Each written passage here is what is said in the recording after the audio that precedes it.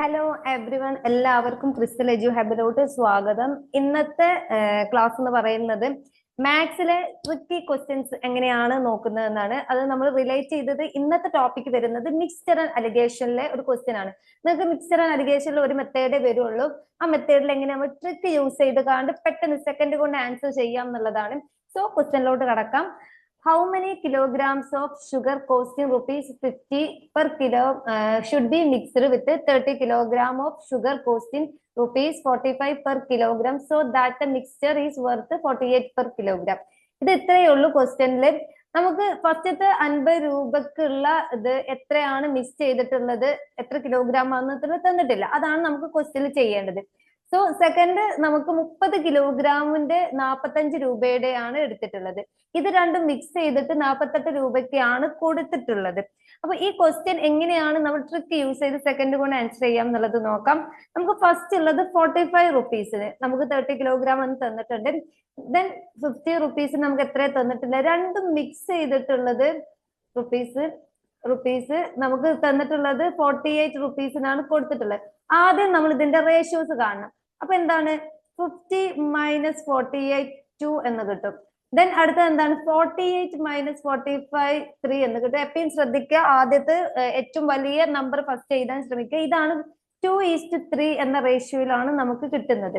So നമ്മൾ already ഇതിന്റെ ഇത് കണ്ടു. എങ്ങനെയാണ് നമുക്ക് എത്രയാണ് കാണേണ്ടത് എന്നുള്ള എക്സ് ആയിട്ട് നമുക്ക് എടുക്കുക. ജസ്റ്റ് എക്സ് എന്നുള്ള രീതിയിൽ അതായത് ഒരു ഇതിൽ കണക്ക് കിട്ടാൻ.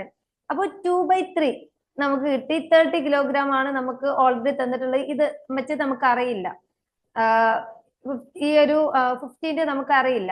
പിന്നെ നമ്മൾ എന്താ ചെയ്യുക, ക്രോസ് മൾട്ടിപ്പിൾ ചെയ്യാം. ആ ക്രോസ് മൾട്ടിപ്പിൾ ചെയ്യുമ്പോൾ 13 into 3 എന്ന് കിട്ടും, divided by equal to 2 into x എന്ന് കിട്ടും. ഈ 2നെ നമ്മൾ ഇങ്ങോട്ട് കൊണ്ടുവരുമ്പോൾ ഡിവൈഡഡ് ബൈ 2 ആവും. 2 13 പോകും, 15 അപ്പോൾ 45 എന്ന ആൻസർ ആണ് എക്സ്. നമുക്ക് 45 കിലോഗ്രാം ആണ് 50 റുപ്പീസിന്റെ ഇതാക്കിയത്. ഓപ്ഷൻ സി ആണ് ആൻസർ. അപ്പോ ഇനി ഈ ക്വസ്റ്റ്യൻ വരുമ്പോൾ നിങ്ങൾക്ക് ഈ 2 മാർക്ക് നിങ്ങൾക്ക് പോകരുത്. ഡെഫിനറ്റ്ലി ഇത് നിങ്ങൾ കൃത്യമായിട്ട് പഠിക്കുക. ഇത് ഈ ഒരു രീതിയിൽ ചെയ്താൽ മതി.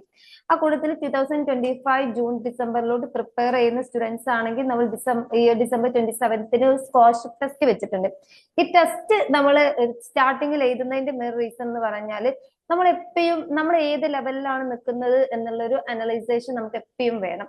എത്രത്തോളം ഇംപ്രൂവ് ചെയ്യാനുണ്ട് ഈ ഒരു ഇയറിലെ കട്ട് ഓഫ് അനുസരിച്ച് നോക്കുമ്പോൾ നമ്മുടെ മാർക്കും കമ്പയർ ചെയ്ത് നോക്കുമ്പോൾ എത്രത്തോളം ഇംപ്രൂവ് ചെയ്യാനുണ്ട് എന്ന അനലൈസ് ചെയ്തിട്ട് വേണം നമ്മൾ എപ്പോഴും മുന്നോട്ട് പഠിക്കാൻ സ്റ്റാർട്ട് ചെയ്യാൻ.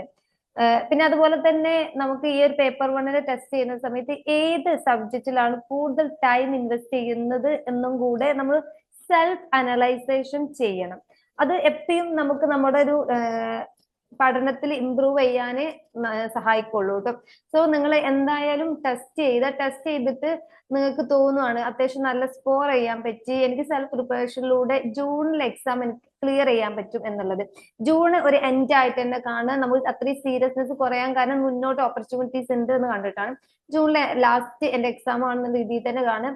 ഇനി നിങ്ങൾക്ക് ഒരു ബൈ ചാൻസ് കിടക്കുകയാണ്, കിട്ടൂല അറിയില്ല എന്നുള്ളൊരു മറ്റാണെങ്കിൽ നിങ്ങൾ കോച്ചിങ് എടുത്ത് ഡെഫിനറ്റ്ലി അവർ പറയുന്ന പോലെ ഫോളോ അപ്പ് എടുത്തിട്ട് നിങ്ങൾ കുറച്ച് എഫേർട്ട് എടുത്തിട്ട് തന്നെ ഈ ഒരു 5 മാസം പഠിക്കുക. നിങ്ങൾക്ക് ഡെഫിനറ്റ്ലി അതിന്റെ ഒരു റിസൾട്ട് നിങ്ങളുടെ റിസൾട്ടിൽ കാണാൻ പറ്റും.